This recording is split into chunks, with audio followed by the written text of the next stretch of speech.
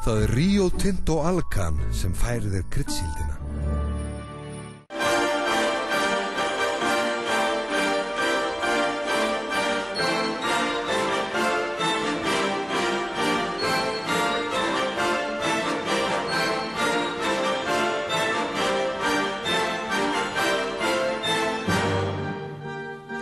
Blessaðan daginn. Enn og aftur heilsum við ykkur á gamlársdag frá Hótel Borg í miðborg Reykjavíkur þar sem árleg kryddsíld stöðvar 2 er að hefjast og hefur löngu fest sig í sessi sem eins konar uppgjör leiðtoga stjórnmálaflokkana á síðasta degi ársins umbrotasömu í þetta sinn. En þau eru hér í þessum töluðu orðum, búin að koma sér fyrir, flest við hringborðið, ásamt Sigmundi Erni Rúnarsinni og nú bregður svo við að ekki einungis ein kona er í hópnum heldur 2. Af og til skiptum við svo gír að venju, þeir kalla sig nýja kvartettinn og bragðbæta þessa kryddsíld með ljúfum tónum sínum. Síðast en ekki síst kynnir fréttastofa stöðvar 2 val sitt á manni ársins. En nú, þegar aðeins 10 tímar lifa af því herrans ári 2008 sem verður minnst í sögunni sem árs efnahagshamfara í heiminum, gefum við yfir á hringborðið. Takk fyrir þetta. Það er að mörgu að spyrja. Hér sitja hjá mér Ingibjörg Sólrún Gísladóttir utanríkisráðherra til hamingju með daginn eins og fyrri árin. Takk fyrir. Og Steingrímur J. Sigfússon, Valgerður Sverrisdóttir, velkomin í fyrsta sinn í kryddsíld og kannski eina sinn. Ég reikna með því. Og Guðjón Arnar Kristjánsson sem hefur verið hér áður. Ingibjörg, þetta er ótrúlegt ár sem hefur lifað, sérstaklega síðustu 75 dagar af þessu ágæta ári, svo má segja. Mér finnst, og ég held ég tali fyrir munn mjög margra, stjórnvöldum hefur ekki tekist að slá á gremju almennings. Ykkur hefur mistekist í því efni. Já, það er kannski of snemmt að segja að það hafi mistekist því að ég held að það eigi náttúrulega ýmislegt eftir að koma á daginn það sem við erum að gera, en það er alveg ljóst að okkur hefur ekki tekist að lægja þær óánægju öldur sem að er í samfélaginu vegna þess að fólk er ekki farið að upplifa ennþá þær breytingar sem það kallar eftir. Og vegna þess líka, Ingibjörg, að það eiga allir að njóta vafans fram í rauðan dauðan. Nei, það er náttúrulega þannig að þú ert að tala vafans vegna þess hvort að menn eru sekir afglöp eða hafa gert eitthvað af sér í aðdraganda bankakreppunnar, þá er það auðvitað þannig að almennt eigum við þetta að líta svo á að allir séu saklausir sektir að í sögnum. En pólitísk ábyrgð snýst um annað. Já, hún snýst um annað og það er auðvitað líka þannig að ef við erum að horfa á eftirlitsstofnanir að þá eru þetta eiga menn að axla ábyrgð á störfum sínum. Þannig að þetta snýst auðvitað annað og meira heldur en bara einhver refsiverð athæfi. Og það er alveg rétt hjá þeim. Og eins og ég segi, fólk er ekki farið að sjá ennþá þær breytingar sem það kallar eftir. En ég tel að það sé mjög mikilvægt að við náum tökum á því ástandi sem hér er, að við náum að reisa við bankakerfi og það sé hægt að fara að lána fyrirtækjunum í landinu, þannig að atvinnustarfsemi geti gengið, að heimilin í landinu, að þau séu aðstóðuð, þau sem er í þrengingum og fólk verður að finna breytingar. Það er það sem þetta mál snýst um. Við finnum fyrir mótmælendum hér í kringum þetta hús á þessum degi og mótmælin hafa einungis aukist, Steingrímur. Sumir segja að það ríki nánast hatur í garð stjórnvalda, en er það ekki líka í garð Alþingis sem skóp þessi lög sem við höfum verið að vinna eftir í góðærinu? Jú, auðvitað yfirfærist reiði almennings yfir á allar valdastofnanir samfélagsins við svona aðstæður og það er alveg skiljanlegt þó að vissulega sé hlutur hvers og eins ekki jafn og samur í því.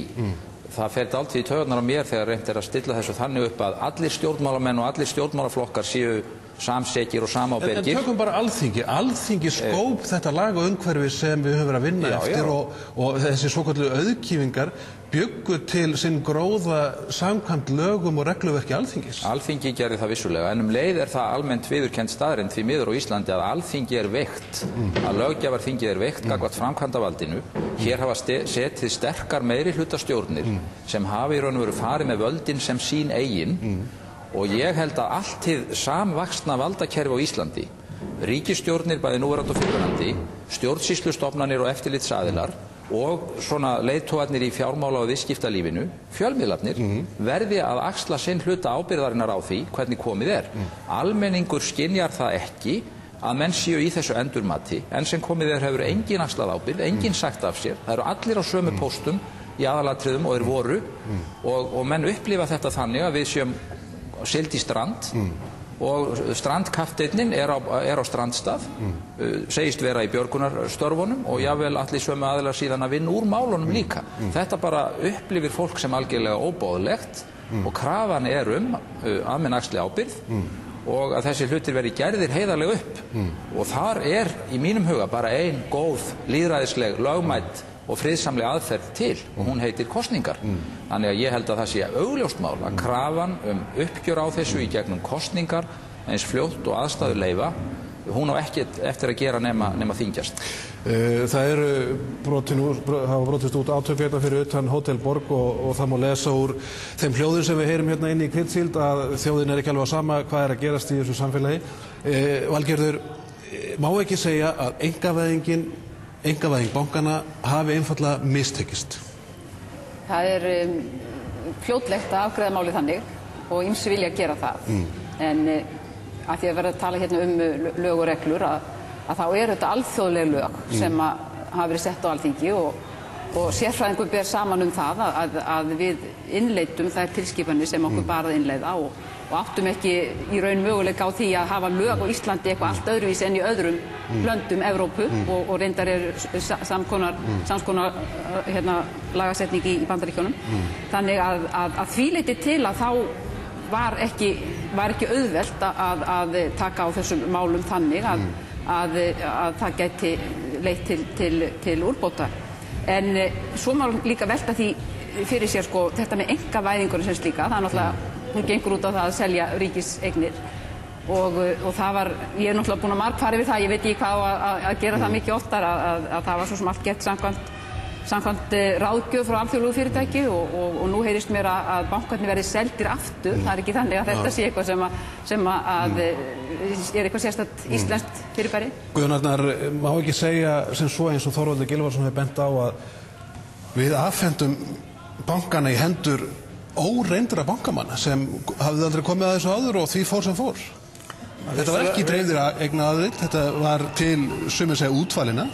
Já, vissulega má segja það og það er auðvitað þannig að einkavæðingin fór ekki þannig eins og við höfðum ráðgert í upphæfi. Það var verið að tala dreifða eignaraðild og meðal annars var líka einnig talað það að ríkissjóður ætti jafnvel einhvern hluta í bankunum og hefði eftirlit með þeim.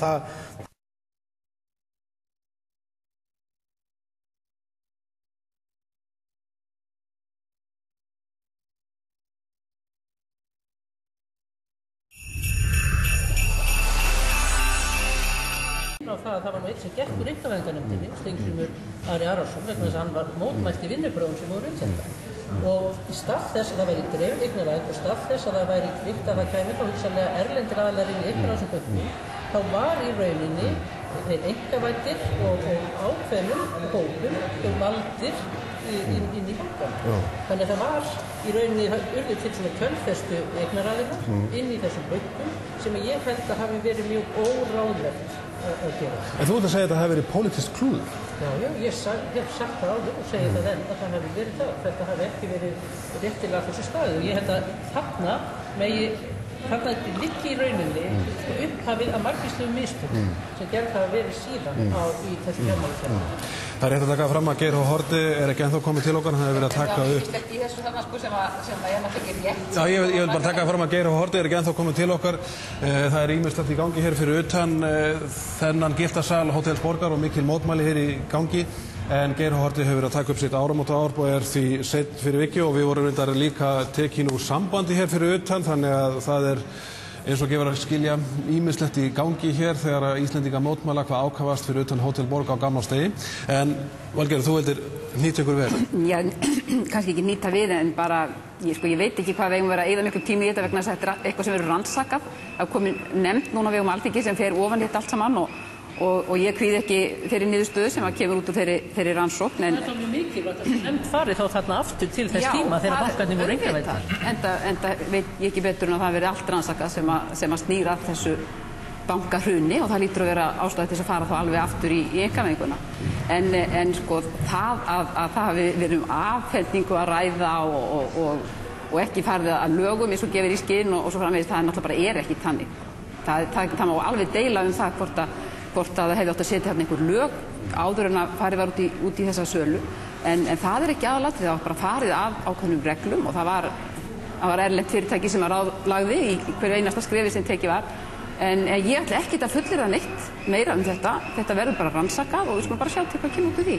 Sko, ég vil nú leggja það áherslu að einkavæðing ríkisviðskiptabankanna tveggja, Búnaðarbanka og Landsbanka á lokasprettinum var endinn á ferli sem hafði staðið árabil.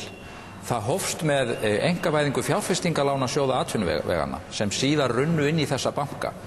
Og það þýðir að núna í hruninu og gjaldþrotinu þá meðal annars að þurrkast út allt eigið fé fiskveiðasjóðs gamla, iðnþróunarsjóðs, iðnlánasjóðs og lánasjóðs landbúnaðarins. Það glatað í þessu hruni.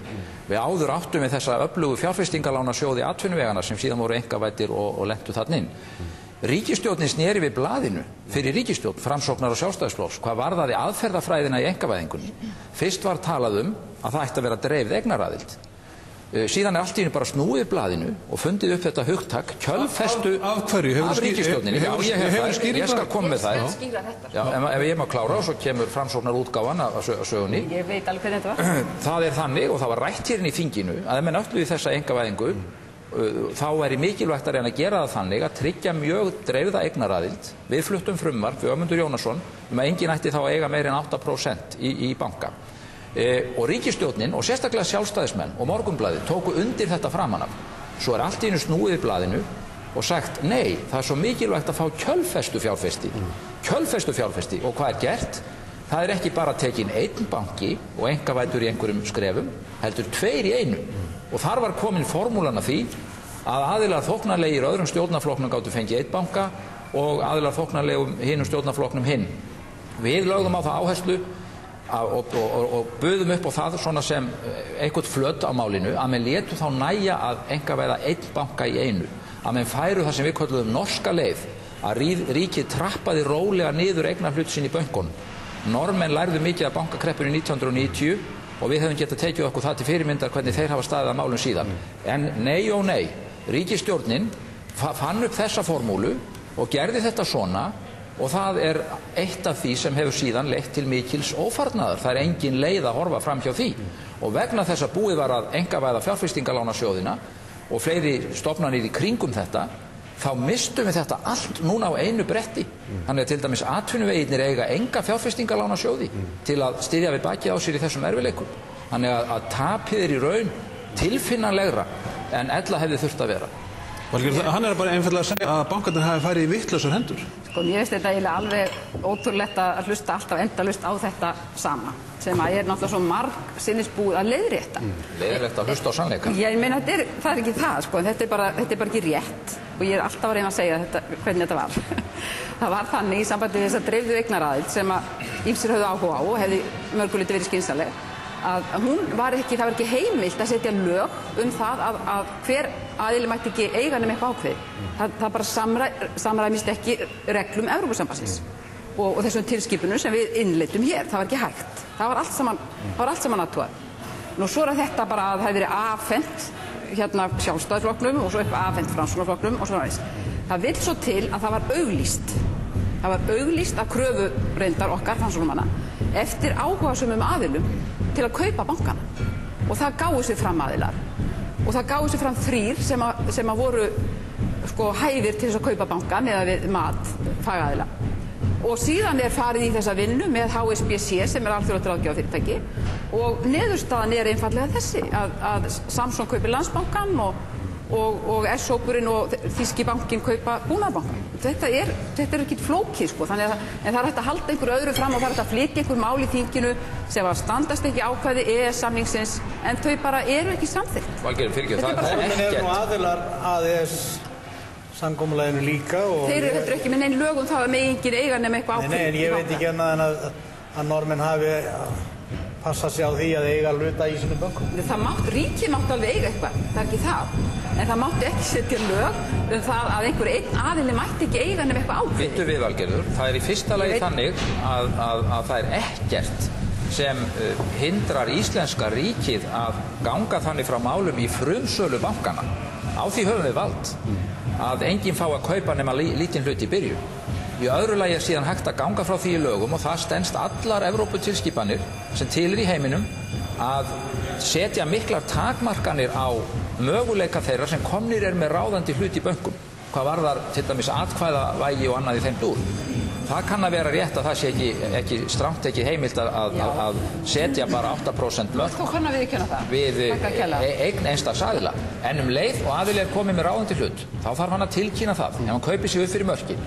Og það er heimilt samkvæmt lögum að setja stífar kvaðir á þá sem fara með stærri eignarhlut en til dæmis 10% í banka. Ekkert af þessu var gert af ríkisstjórninni. Gott og vel, við erum að halda Grindsíld hér undir mjög sérstökum kringumstæðum. Hér er húsið lamið utan og hér klingja bjöllur og töluverður fjöldi mótmælenda staddur hér fyrir utan húsið. Þetta er svolítið í takt við tíðarendan í samfélaginu. Það er þessi heift sem ríkir. Hvernig vindum við ofan af þeirri vitleysu sem við erum komin í, Ingibjörg, til dæmis hvað ríkisbankana núverandi varðar? Getum við aftur farið sömu leið og við fórum hvað einkavæðingu snertir? Nei, það getum við ekki gert. Við hljótum nú að reyna að læra af reynslunni í þeim efnum. Og ég held að það sé mjög mikilvægt reyndar held ég að sé mikilvægt að fá erlenda aðila inn í bankareksturinn hjá okkur með svona þekkingu og reynslu á þessu sviði. En ég held að sé líka jafn mikilvægt að ríkið dragi sig ekki alfarið út úr því á þessum tímapunkti og við reynum að gera þetta samkvæmt svona gegnsæjum og góðum leikreglum. Hvernig sér þið fyrir eignamyndun í bönkunum?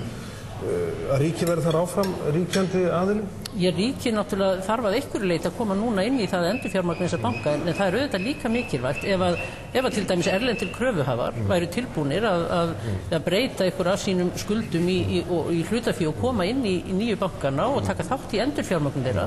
Því að ef að það gerist, þá erum við minnst að kosta að draga úr þeim útgjöldum sem íslenski skattgreiðendur þurfa að standa undir vegna endurfjármögnunar bankana.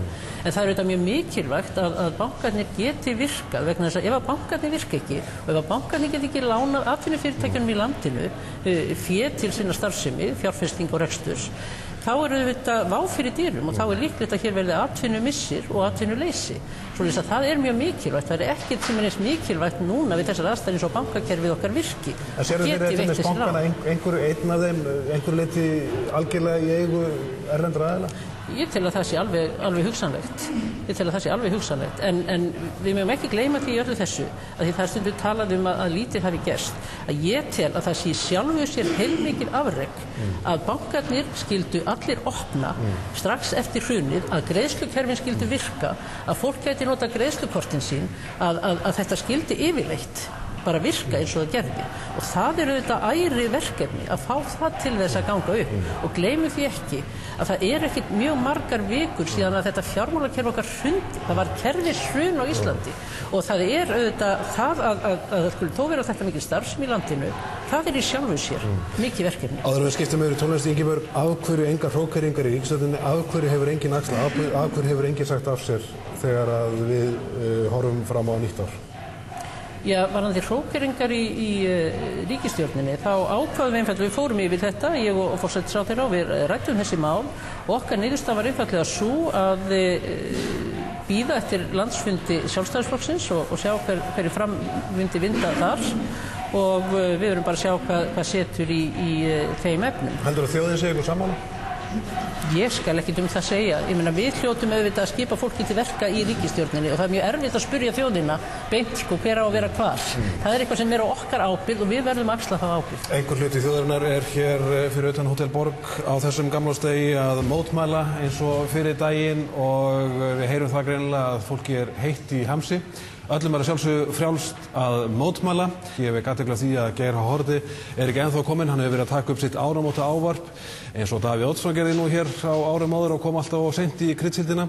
En við vonum að hann skili sér í hús eftir augnablik í gegnum þá þögu fólks sem hér í kringum alla Hótel Borg að minna á sín mótmæli. Við getum kannski fengið einn mótmælenda bara inn í setti á meðan. Það var spurning að fá einn mótmæla hér inn í staði fyrir Geir. Einn fulltrúa þjóðarinnar.